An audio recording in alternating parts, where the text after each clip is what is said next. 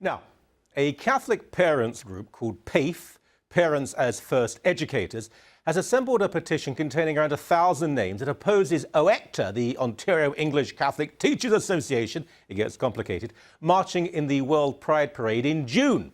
Teresa Pierre, president of PAIF, is in charge of all this, and she's not only been on the show many times, actually, she's also an old friend. I'm very fond of her. But come on, Teresa, I know you, I know this group, and while I really do admire your efforts and your activism, you don't speak for that many people or really have much of an influence. I would like to invite Ms. Teresa Pierre from Ontario Catholic Parent Association to talk for us. Thank you very much. Hello, my name is Teresa Pierre, and I'm from the Ontario Catholic Parents Association. The following groups and individuals could not be here today, but they wish to lend support to our statement. I mean, with all due respect, that was hardly big time. It was a bit amateurish, wasn't it? You can hear the 4 or 5 people clapping in the background. Now, Pierre told The Sun that, and I quote, "The concern with this is just that it's further involvement of the schools in an official capacity with the promotion of ideals that run counter to the Catholic message on homosexuality." Well, I suppose, but I mean, my children went through public education in the Catholic system. My wife was a Catholic teacher. Her dad was a Catholic principal. A dozen of her siblings and siblings-in-law are Catholic teachers. I've spoken at many Catholic schools. I really do know the system. Now, believe me, when I say that 80% of Catholic teachers are not Catholic, I mean it. Most of the children seldom, if ever, go to Mass. Their parents are generally indifferent to Catholicism. Good teachers, really, good parents, good kids, but not very Catholic. Now, you can deny this if you like, till you're blue in the face, call me a liar. It doesn't change the truth. Look, OECTA is a left-wing union controlled by the usual old heavy metal types, you know, union leaders. They care about wages and conditions, but not so much about the children, and frankly, nothing at all about the Catholic Church. There are legions of stories of them paying large amounts of money to invite vehemently anti-Catholic speakers in to address teachers, of humiliating bishops, good people, mocking church teaching. I remember when I was invited to speak to Catholic teachers in Hamilton, and I was then told by the chaplain that the invitation was cancelled because 2 union heavies had protested me being there. Then there was the school where I did actually speak, along with 3 other people, several times all day on Catholic teaching on moral issues. The head of the religion department took the day off, and the principal refused to visit any of the 15 lectures. Well done, sir, well done.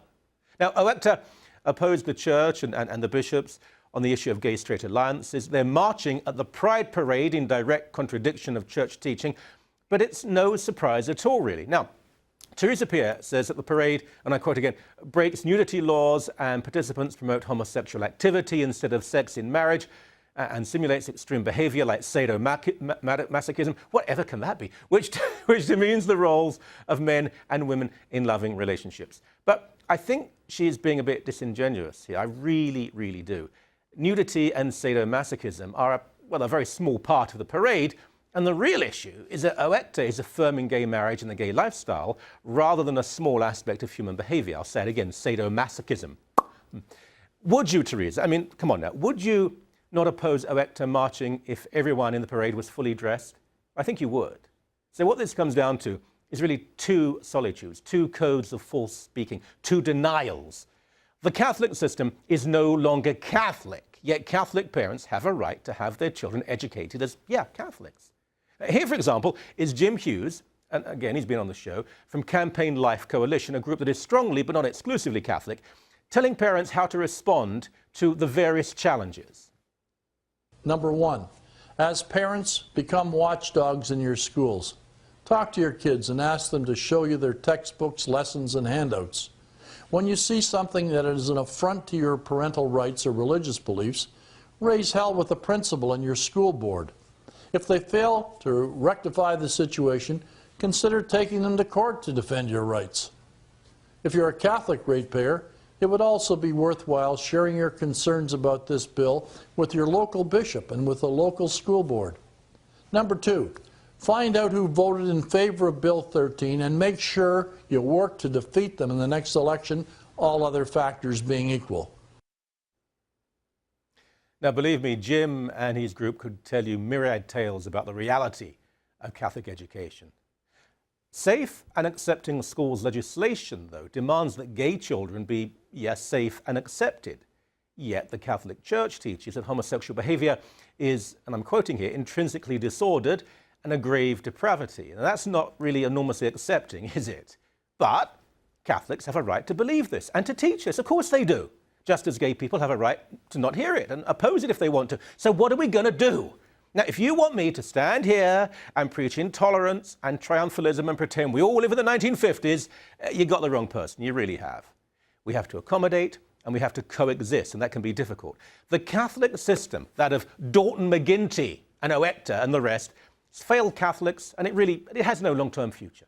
So if every Catholic, every gay person, every member of every religion pretty much is to be accepted and educated properly in modern, messy, wonderful Canada, we've got to scrap the system. Give tax dollars back to the parents. Enable the money, our money, your money, to define and decide education.